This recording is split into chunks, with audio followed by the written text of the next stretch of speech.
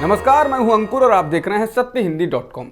आइए एक नजर डालते हैं अब तक की सुर्खियों पर। अमेरिका की वापसी के साथ ही संयुक्त राष्ट्र सुरक्षा परिषद ने उस प्रस्ताव पर मुहर लगा दी जिसके तहत तालिबान को अफगानिस्तान में एक स्टेट एक्टर के रूप में मान्यता मिल गई। यानी तालिबान को कुछ शर्तों के साथ अफगानिस्तान में कामकाज संभालने की मान्यता दे दी गई। बता दें, इस प्रस्ताव पर मुहर भारत की अध्यक्षता में लगाई गई है। प्रस्ताव फ्रांस, ब्रिटेन और अमेरिका द्वारा प्रायोजित था और भारत सहित 13 देशों ने इस प्रस्ताव को स्वीकार किया।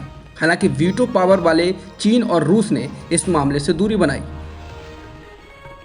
अमेरिका और सहयोगी देशों के अफगानिस्तान से लौटने के बाद अफगानिस्तान में वो लोग दहशत में हैं जिन्होंने इनकी मदद की थी। रिपोर्ट्स आ रही हैं कि ऐसे लोगों को तालिबान घर घर ढूंढ रहे हैं। इस बीच ब्रिटेन के गृह मंत्रालय ने घोषणा की है कि अफगानिस्तान में जिन भी लोगों ने ब्रिटिश सरकार और सेना की मदद की थी वो स्थायी तौर पर ब्रिटेन में रह सकते हैं। इससे पहले तक 5 साल के ही रहने का प्रस्ताव था, लेकिन अब इसे बढ़ाकर अनिश्चित काल के लिए कर दिया गया है।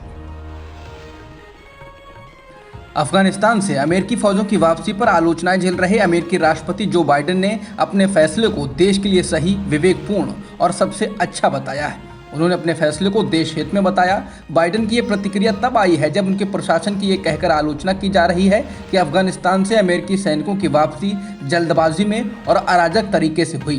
पूर्व राष्ट्रपति डोनाल्ड ट्रंप ने भी एक दिन पहले ही बाइडेन प्रशासन की ये कहकर आलोचना की थी कि इतिहास में कभी भी युद्ध में अमेरिकियों की वापसी इतनी बुरी तरह या अक्षमता से नहीं की गई थी। अफगानिस्तान का एक वीडियो वायरल हो रहा है जिसमें हेलीकॉप्टर से रस्सी के सहारे एक व्यक्ति बंधा हुआ है। इस वीडियो को देखकर यह खबर चलाई गई कि तालिबान किसी व्यक्ति को गले में रस्सी बांधकर लटका रहा है। हालांकि ऑल्ट न्यूज़ ने इस वीडियो को लेकर पड़ताल की है, जिसमें पाया है कि यह तालिबान का ही लड़ाका है जो गवर्नर हाउस पर अपना झंडा लगाने की कोशिश कर रहा है। रस्सी उसके गले में नहीं बल्कि शरीर के बीच में बंधी हुई है, जिसके सहारे वो लटक कर झंडा लगाने की कोशिश कर रहा था। राकेश अस्थाना की दिल्ली पुलिस के कमिश्नर के पद पर नियुक्ति के मामले में दिल्ली हाईकोर्ट ने बुधवार को केंद्र सरकार को नोटिस जारी किया। कोर्ट ने केंद्र सरकार से उसका जवाब भी मांगा है। सीबीआई के निदेशक रह चुके राकेश अस्थाना को बीएसएफ के महानिदेशक पद से सेवानिवृत्ति होने से 3 दिन पहले ही दिल्ली पुलिस का कमिश्नर बनाया गया। इस मामले में दिल्ली हाईकोर्ट में दायर याचिका में अस्थाना की नियुक्ति को चुनौती दी गई थी। याचिका में कहा गया था कि अस्थाना की नियुक्ति में सुप्रीम कोर्ट के द्वारा प्रकाश सिंह बनाम केंद्र सरकार वाले मामले में दिए गए फैसले को पूरी तरह दरकिनार कर दिया गया है। जस्टिस डीएन पटेल और जस्टिस ज्योति सिंह की बेंच 8 सितंबर को मामले की अगली सुनवाई करेगी। भाजपा के राष्ट्रीय महासचिव सीटी रवि ने मंगलवार को कहा कि भारत का संविधान और महिलाएं तब तक सुरक्षित रहेंगी जब तक कि देश में हिंदू बहुसंख्यक रहेंगे।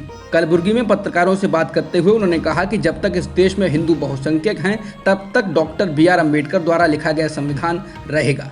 जब तक हिंदू बहुसंख्यक रहेंगे तब तक समान अवसर रहेंगे, लेकिन अगर एक बार हिंदू अल्पसंख्यक हो गए तो जो हाल अफगानिस्तान के साथ हुआ है वह यहाँ भी होगा। उन्होंने कहा कि जो लोग अम्बेडकर के संविधान की रक्षा करना चाहते हैं उन्हें इस सच्चाई को नहीं भूलना चाहिए। यूपी के गाजियाबाद स्थित दासना देवी मंदिर के पुजारी यति नरसिंहानंद के खिलाफ 3 FIR दर्ज की गई हैं।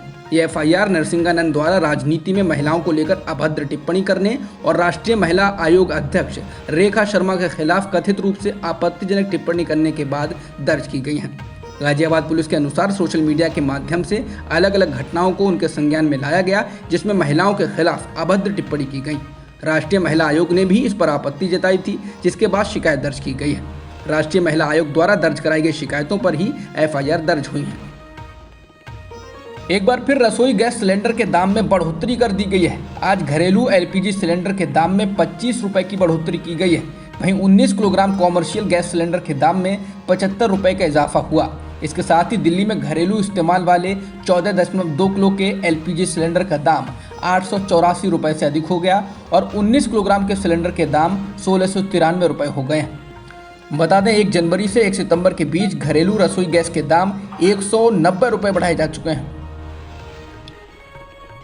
इंडियन एक्सप्रेस के मुताबिक भारत के पूर्व मुख्य न्यायाधीश एस.ए. बोबडे ने मंगलवार को राष्ट्रीय स्वयंसेवक संघ के सरसंघ चालक मोहन भागवत से मुलाकात की है। इंडियन एक्सप्रेस की रिपोर्ट में कहा गया है कि आरएसएस के अधिकारियों ने इस तरह की बैठक की किसी भी जानकारी से इनकार किया, लेकिन विश्वसनीय सूत्रों से इसकी पुष्टि की गई है कि यह मुलाकात हुई थी।